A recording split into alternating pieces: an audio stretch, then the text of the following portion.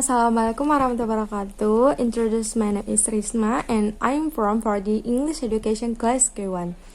Okay, here I will explain the livelihood of the Balinese tribe. Framelands audio visual. Alright, in the Balinese language, the Balinese are referred to as Wong Bali, Balinese children, or Balinese Krama.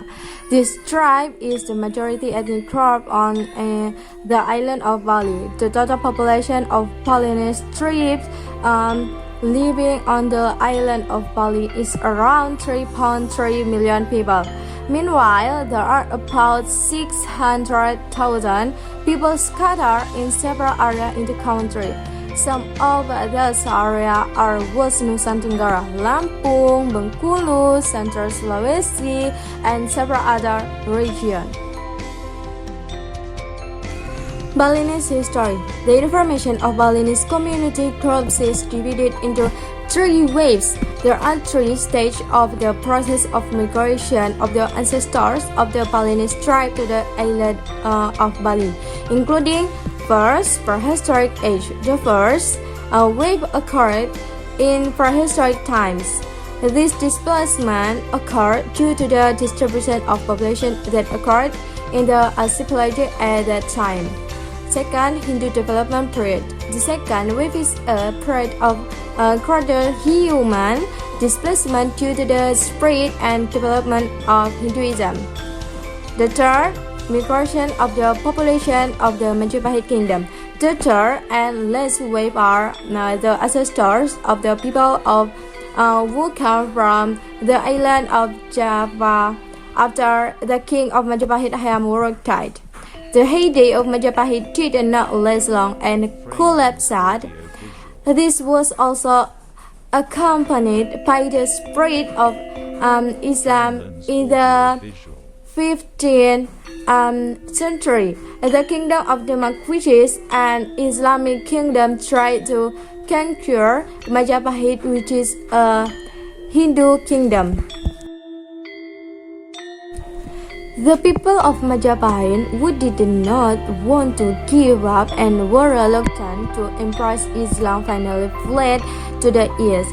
The escape area is the mountains, is East Java, and now they are the Tanjore tribe. In addition, there are also those who crossed over to the island of Bali as to run community and cultural groups in Bali to this day.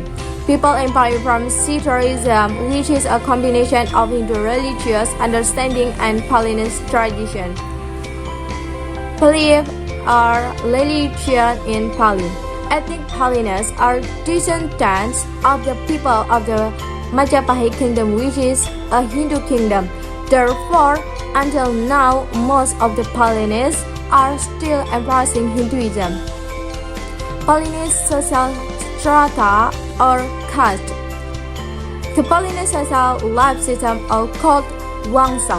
Wangsa is a family system that are related dark lineage. Currently, the Wangsa system is no longer as strictly enforced as it was in the past. However, in some cases, the Wangsa system is maintained. For example, in traditional ceremonies that have become tradition or in marriage that still distinguish one's ancestral lineage. Brahmins for religious leaders and priests. Knights for the king and his nobility, royal official and his army. Vaishya for cultures, weapons makers, scholars, and others who come from Java. Java is the name for the conquered Balinese people. Their number is actually much more than the immigrants from Majapahit, but they are in the lowest social class and are not given a position in the government. The ancient Balinese rules of the Varmadeva dynasty, who at this time lost power, also merged into society and were perceived to be at the lowest level of the Wangsa system. The division of professions is also regulated by the Wangsa system because in Balinese society work is inherited. A profession cannot be done by another dynasty in religious ceremonies. The number of offerings is also determined by the position in the dynasty. As for marriage, a woman from the Jia Wangsa may not marry a man from Java. Even if they marry, then the woman must leave the original house. However, if a Java woman marries a man from the Tri Wangsa, a ceremony will be held to grant ascending rights to woman who rose to this class was called Chero. Until now, the Balinese naming system also adheres to the Wangsa system. At the beginning of their names are given a marker indicating their house in social strata. The livelihood of the Balinese is centered on rice farming in the rice field.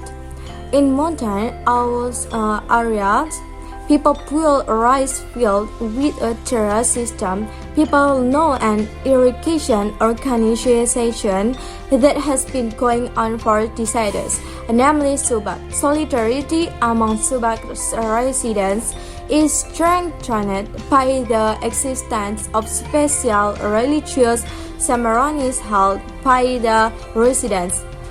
Most of the population of Bali depend on the tourism sector because this area is the main tourism destination for foreign and domestic tourists. Some also choose to be an artist.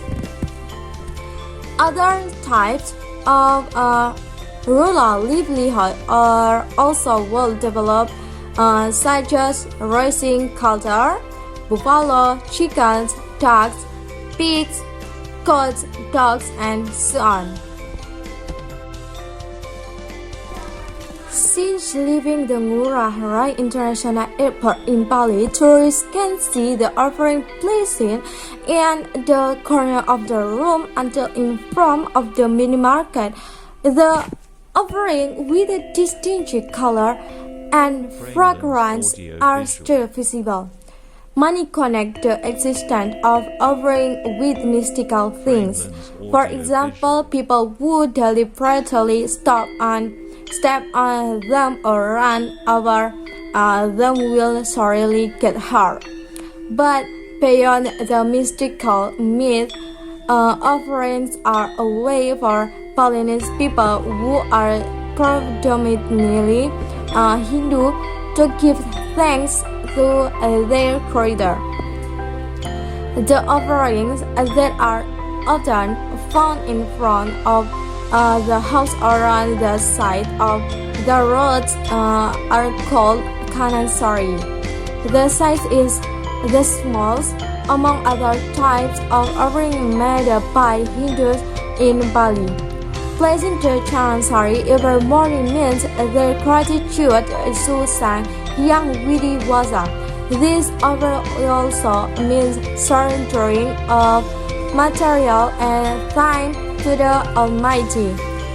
Then the kanansari is also filled with salads, sugar, cans, banana, and business cakes. Then there is a round rosary for a place to put flour. Flour that are used as ingredients for kanansari must be fresh and fragrant. As a symbol of sincerity and purity, not to forget the flower that are formed in potpourri as a symbol of wisdom. Hindu make and place kanansari every day. If it is placed on the side of the road, it means that the one who puts hope that the people who pass by are given safety in their Framelands audio-visual. There are many myths circulating about stepping on offering in Pali will bring harm. What is certain and needs to be remembered is that the offering in Pali are from or a prayer for Hindu of their god, so we shall not intentionally destroy them. Bali is a small island that holds a wealth of culture, tradition, customs, legend, myths, history, and art inherent in the life of its people. All of them reside and preserve from generation and generation, as well as the tourism attraction of its natural charms. Many of us believe what our parents say. Consider to have power. Whatever said then becomes a belief for most people. This phenomenon spread to all cultures in the world. In today's era, it seems unsurmountable. It is also often developed, especially in places that are still thick with tradition. This time, we will discuss about the myth of the prohibition carried out Pali. Pali is never separated from mystical stories and myths that develop in its society. Clipping nails at night. People in Pali believe that cutting nails at night can harm our parents or pray for our parents to die. Cutting nails at night is also believed to shorten our lifespan. Do not wash your hair during Kajang Kliwon or Friday Kliwon. Washing your head at Kajang Kliwon or Friday Kliwon can make your hair fall out. In Bali, they really believe in occult or black magic. So washing your hair when you are on Kajang Kliwon or Friday Kliwon is believed to make it easier for someone to be entered or hurt by black magic, or in Bali it is known as the sin of lead. There are people who go to fighting to pay the altars in Bali. If we ask a person who is going to a fighting place and the person interact with us, it is believed that the person will experience defeat. It is forbidden to stay under the roof and waterfall when praying. By staying under the roof of the shower during prayer, we are considered to be interfering with the path or course of the other natural world. People in Bali really believe in the existence of other nature around them, because they realize that this nature does not only belong to humans but also to the invisible creatures.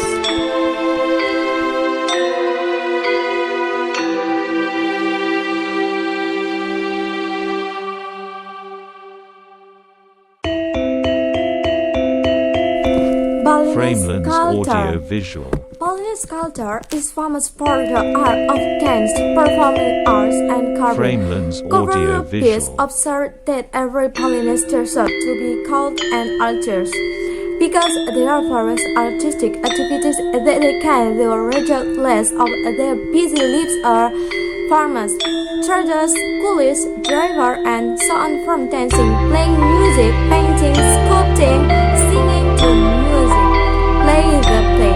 Even in a dilapidated village, one can find a beautiful temple, skilled gamelan players, and even talented actors.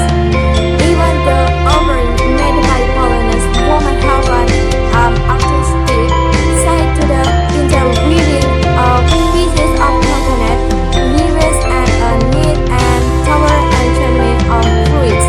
According to Cover-piece, Balinese artists are amateur craftsmen who carry our artistic activities